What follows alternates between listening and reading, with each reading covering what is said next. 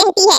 वह तेजस्विनी को न तो उपहार देती है और न ही कोई अच्छी बात कहती है, जिसे देखकर पूरा माहौल थोड़ा अजीब हो जाता है। फिर भी बाकी सभी तेजस्विनी की तारीफ करते हैं और यह देखकर ऋतुराज का पारा और चढ़ जाता है।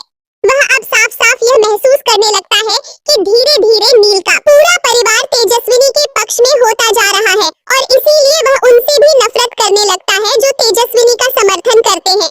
दूसरी तरफ तेजस्विनी को यह पता चल जाता है कि लीना उससे इतनी नफरत क्यों करती है और जब वह इस बात को समझती है तो उसका दिल बहुत टूट जाता है, क्योंकि उसे यह विश्वास नहीं होता कि नील की माँ की सोच इतनी संकीर्ण और रूढ़िवादी हो सकती है। और अब लीना और तेजस्विनी के बीच एक बड़ी तकरार होने वाली है, जहां दोनों के बीच कड़वी बातें होंगी और लीना तेजस्विनी को नीचा दिखाने की पूरी कोशिश करेगी। लेकिन तेजस्विनी भी अब चुप बैठने वालों में से नहीं है। वह पूरी हिम्मत और आत्मविश्वास के साथ लीना की बातों का जवाब देती है, जिससे घर में माहौल और भी गर्मा जाता है। अब देखना यह होगा कि क्या तेजस्विनी इन सभी मुश्किलों को पार कर पाएगी और नील के साथ एक सच्चा और मजबूत रिश्ता कायम कर पाएगी, या फिर ऋतुराज और लीना की नफरतें उसकी जिंदगी को और भी मुश्किल बना देंगी। यह सब जानने के लिए जुड़े रहिए हमारे चैनल के साथ, क्योंकि आगे की कहानी में और भी बड़े ट्विस्ट और इमोशनल ड्रामा